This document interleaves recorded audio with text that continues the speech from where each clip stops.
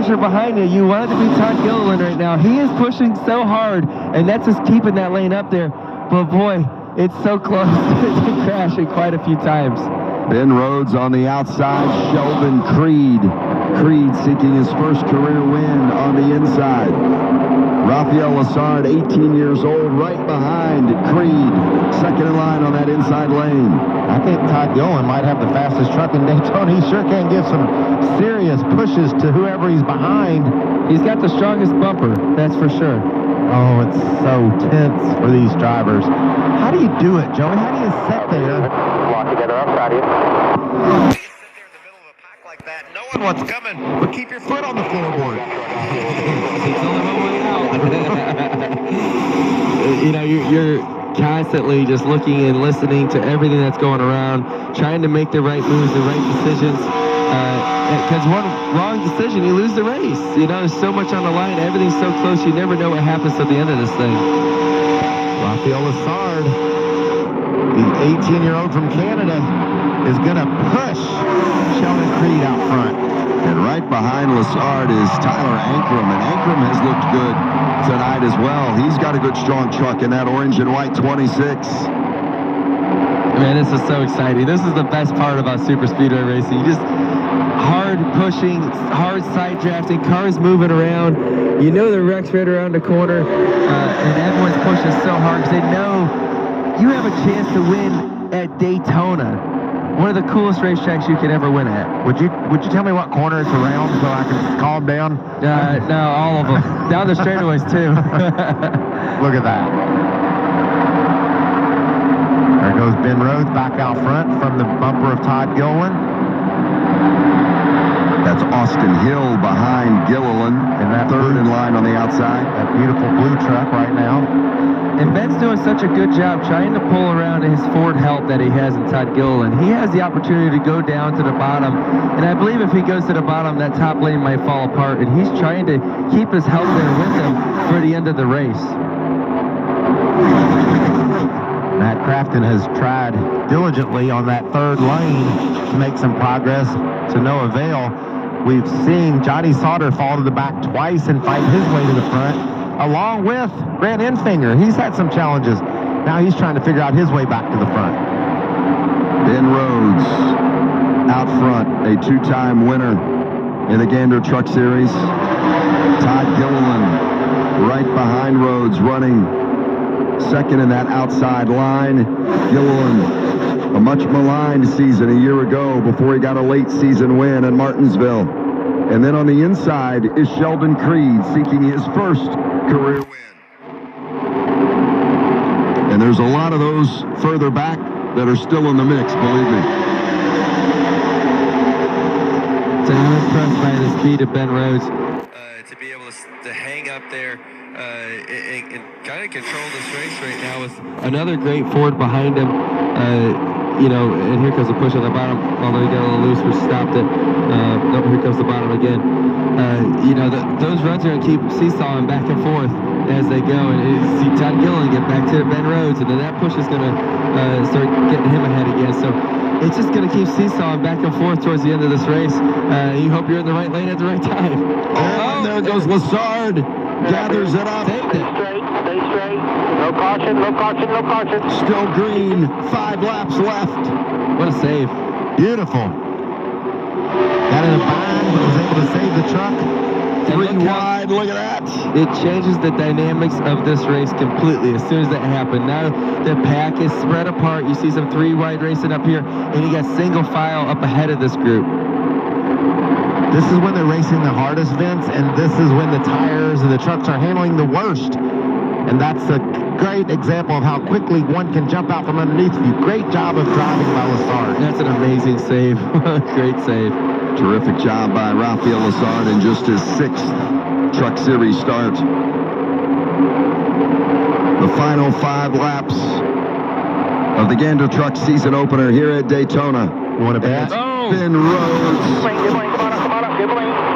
trying to hold off Todd Gilliland.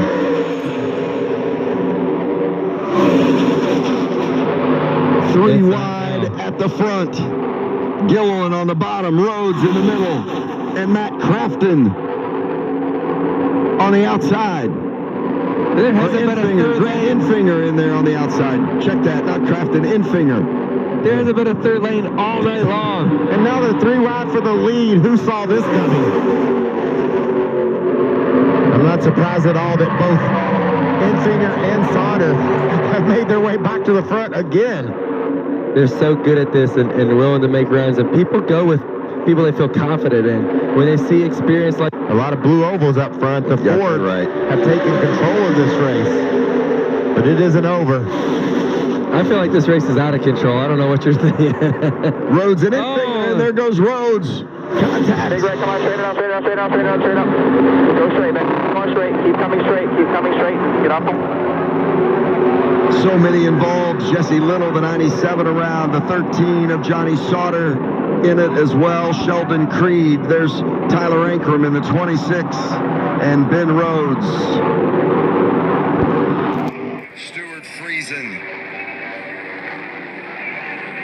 And with 3 to go, the caution is out, and Grant Infinger, who had gotten shuffled from the lead all the way back to 13, is out front under yellow. That's speedway racing, you know. You're right in the hunt. You think you got a shot to win. Everything's going good, and then you're walking out of your car into the ambulance. It's just things happen that quick. Vince, you said there's 5 to go, and I said I don't think so. You're right. there's going to be at least one overtime. Remember last year in this race, 11 extra laps. The longest race in series history. The 18 of Eckes has come to pit road damaged as well. 15 of Tanner Gray, and there's the 26 of Tyler Ankrum. You saw the orange and white, while Ben Rhodes surveys a little damage of his truck, and he'll climb into the ambulance. That one collected a bunch. And we'll have NASCAR overtime. Riley Herbst on pit road.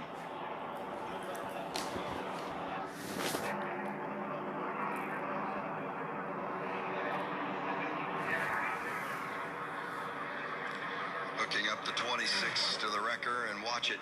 This is how it started. Ben Rhodes from the bumper of Johnny Sauter, but you don't know. He might have been sideways already. Just these guys were just so close and pushing so hard. Yeah, you're pushing 3 wide, and as we can tell over and over again, when a car gets to another back bumper, they just become unstable, and yeah, it's a bad spot for the 99 of Ben Rhodes to be in. He had the 98 door to door with him, which is the most unstable your car is going to be, and then a push comes behind you on the exit of the corner as the banking flattens out.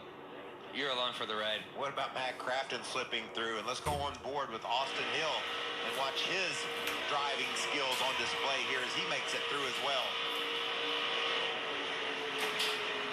That's what you call cool under fire right there. Backed off the gas, was patient, waited for the hole to open, and then drove through it. That's the thing, you don't want to slam the brakes because the car behind you might run you over, so it's a tough spot to get through these things. Now, did you see right before Sauter went into the back of Rhodes, he bobbled. That truck went up the racetrack. I think he was loose, got a little bit out of control, lost some momentum, and I think that's why Johnny hit him. Could be right. Todd Gilliland in that 38. He's had such a strong truck tonight. Here's the 51 of Riley Herbst. Look at the move by Hill in the 16, right around the outside of Herbst.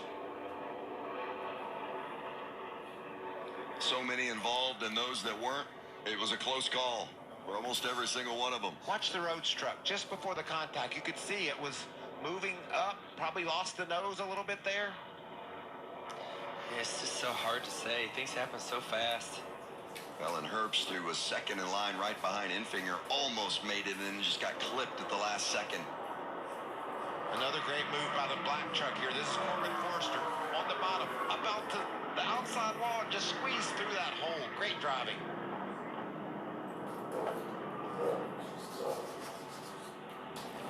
That one's killed. Eckes.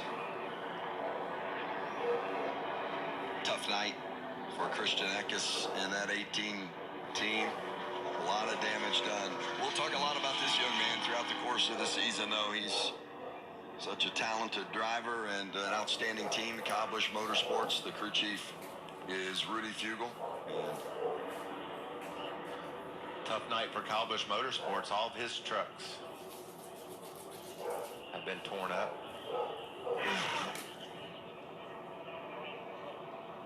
So Infinger out front with Todd Gilliland, Austin Hill. We lost a lot of Fords, Vince. Yep. They took the brunt of the blow in that accident. There's two left, and they're right up front, but they're going to be pursued hotly and heavily by a bunch of Toyotas and Chevys. So here comes the question again. You got two Fords up front. Do they pull the okie dokie? Get in front of each other on a green-white checker. I don't see it. I mean, it's too risky, right? I don't know if it actually helps them win the race if they do that. Yeah. It's risky for one, and two, I don't know if it finishes the job. Now, there's somebody out there that said, the what? The okie dokie. If you were watching the beginning of the race, that's when two teammates pull into it. I made this word up. Well, I didn't make up the word okie dokie, but the definition of it, at least today, is when two teammates decide to let each other in to try to establish control of the race, possibly on the bottom lane. It's not it's not an official term. It's It Joey. is now. It's Joey term, and he's running with him. As you saw the 52 of Friesen losing rubber off his truck. How about the radio from Johnny Sauter's group? I don't know what happened there. I don't think I turned him. I think he was just loose. Yeah, ends the race. Everybody's just trying. I think Johnny agrees with me, and I